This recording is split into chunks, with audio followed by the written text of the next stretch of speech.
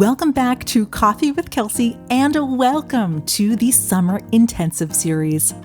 Before we jump into today's conversation, let me quickly introduce myself to those of you who may be new. I'm Kelsey Kazina, a 7-time award-winning ballroom coach, former professional finalist, dance educator, and lifelong student of what it takes to grow, perform, and succeed under pressure. I'm also the owner of Ballroomville, where I coach and work with dancers at different stages of their dance journey. Over the years, I've had the opportunity to compete, coach, and work with dancers and families across all levels of dancing. And one thing I've learned is that success is about much, much more than just talent. It's about mindset. It's about resilience. It's about learning how to keep moving forward even when progress feels slow. That's exactly what this podcast is about. So whether you're listening on your way to the studio, during your morning coffee, or somewhere in between, I'm grateful that you're here. Let's dive in. Coffee with Kelsey is brought to you by ballroomdancecoach.com, 7-time award-winning instruction, helping dancers of all levels maximize their progress and express themselves on the dance floor. Welcome to session 1 of the Summer Intensive series. I have to tell you, out of all of the topics I have mapped out for this summer, this is the one I knew had to come first. We could have started with confidence. We could have started with competition. We could have started with practice habits, burnout, goal setting, or any number of things that dancers think about on a daily basis. But none of those things matter if we don't start here. Because every dancer eventually runs into a mental battle. Every single one. I've seen it in beginners taking their first lesson. I've seen it in talented competitive dancers. I've seen it in dancers who look incredibly confident from the outside. And if I'm being honest, I've experienced it myself more times than I can count. The question is never whether you'll face challenges. The question is what you'll believe about yourself when you do. And that's why today we're talking about mindset. Because the mindset of a champion starts long before the first step is ever taken. When people think about champions, they usually focus just on the outcome. They see the trophy, the title, the final round, the standing ovation, the photos, the success. What they don't see is everything that happened before that moment. They don't see the early mornings, the frustrating practices, the corrections that didn't make sense at the time, the setbacks, the disappointments, the mistakes, and the self-doubt. And because they don't see those things, many dancers develop a false belief. They start believing that champions are somehow different, that they're naturally more confident, more talented, more gifted, that they were born with something everyone else doesn't have. But in my experience, that is rarely what separates people. What separates people is often how they think. One of the biggest misconceptions people have about successful dancers is that confidence comes first. That somehow the dancers who succeed are the ones who were naturally confident from the beginning. That wasn't my experience. In fact, there were plenty of times during my own competitive career when I looked around the studio or the ballroom and assumed everyone else had something that I didn't. Maybe you've done that too. You watch another dancer and think, they're so talented. They learn so quickly. They look so confident. They have everything figured out. What you don't see is what's happening inside their head. Because I can tell you from experience that some of the dancers who appear the most confident on the outside are fighting some of the biggest doubts on the inside. I certainly had moments where I questioned myself, Moments where I wondered if I was progressing fast enough. Moments where I compared myself to other dancers. Moments where I felt frustrated because the results weren't showing up as quickly as I hoped. In fact, one experience has stuck with me. I remember being at a competition when I was competing professionally. We were dancing in the open pro division, and honestly, the entire competition, I was in my own head. I was focused on every mistake, every little thing that didn't go exactly the way that I wanted. I was frustrated with my dancing, frustrated with myself, and carrying around a lot of negative self-talk throughout that entire event. We danced our rounds, finished our division, and ultimately didn't get the placement that we had hoped for. Afterward, a friend of ours walked by and stopped to talk to us, and this wasn't someone who would typically go around giving compliments to everyone at a competition. They looked at us and said something along the lines of, "You guys looked amazing. The dancing was so good. I can't believe you weren't marked higher." And I remember standing there, almost unable to accept the compliment. Not because they weren't sincere, but because I had spent that entire day telling myself a completely different story. In my mind, all I could see were the mistakes. All I could see were the things that went wrong. Meanwhile, someone watching from the outside saw something entirely different. That experience taught me something that I'll never forget. You never really know what's going on inside someone's head. From the outside, it might have looked like I was confident. It might have looked like I felt great about that performance. But internally, I was fighting a battle with my own thoughts. And that's one of the reasons mindset matters so much. Because sometimes the biggest obstacle standing between us and growth isn't our ability. It's the story we tell ourselves about our ability.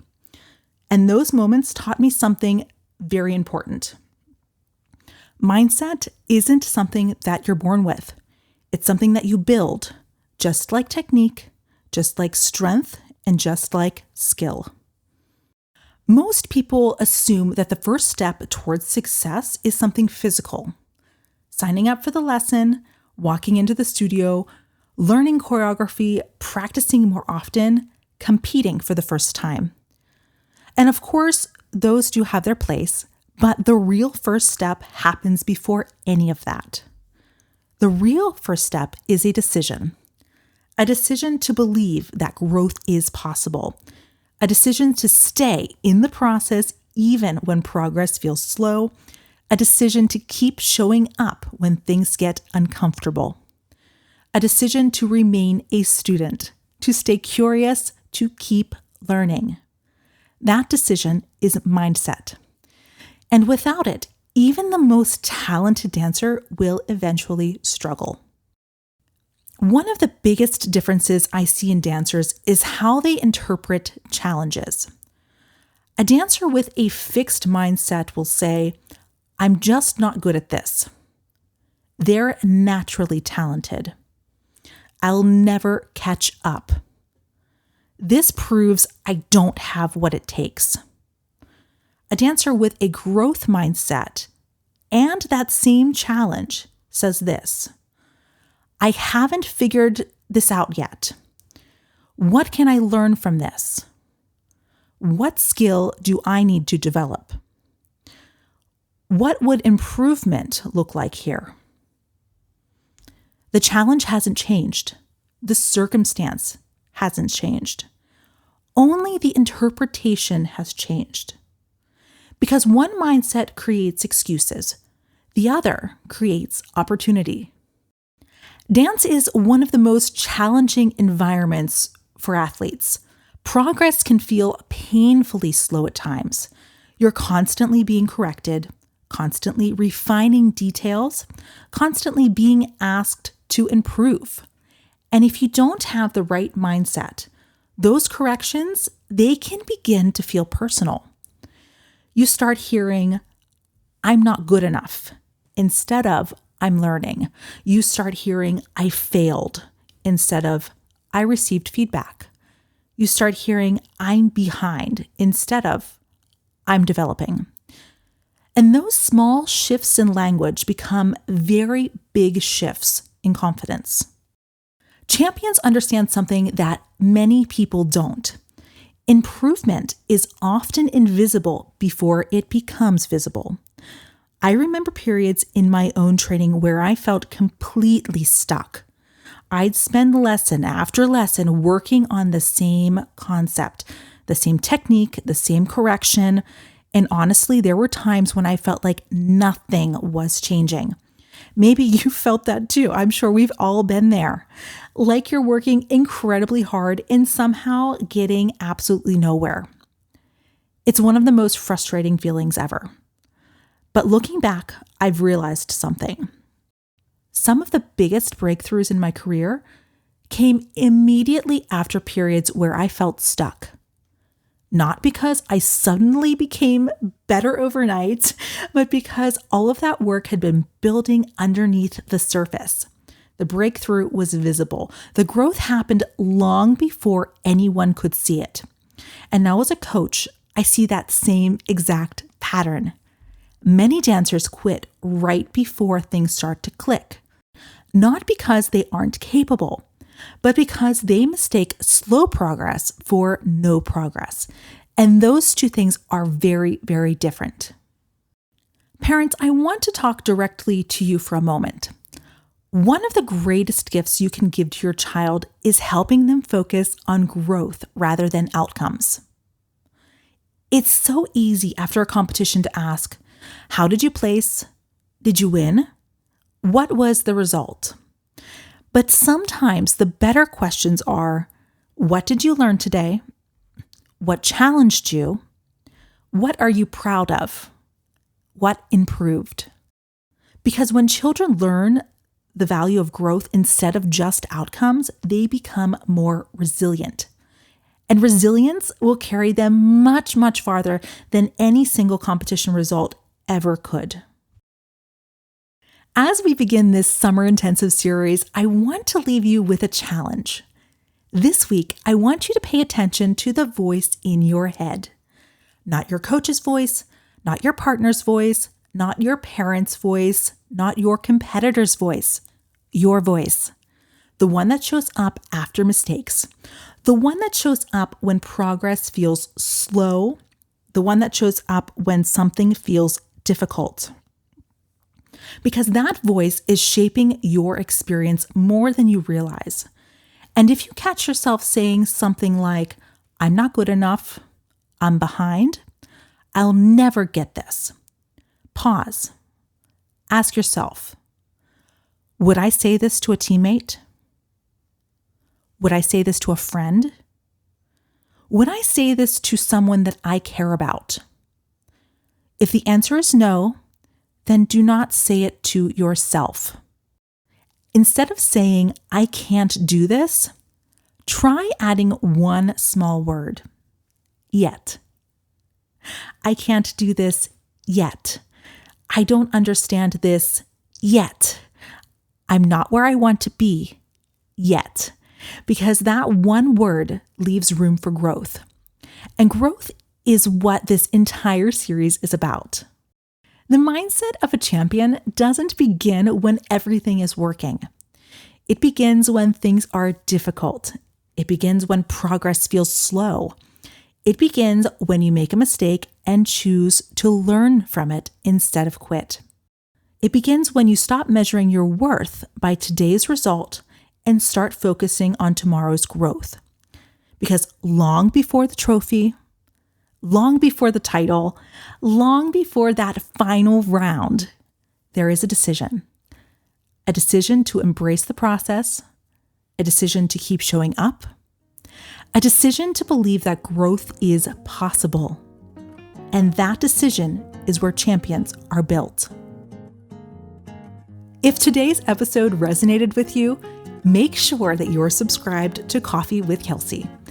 New sessions of the Summer Intensive series are released every Wednesday, and each week we'll continue building on the lessons we started today. If you know a dancer, a parent, or a coach who could benefit from this conversation, share this episode with them. And if you'd like more coaching insights, updates, and behind-the-scenes content, come join me on Instagram at Kelsey Kizina.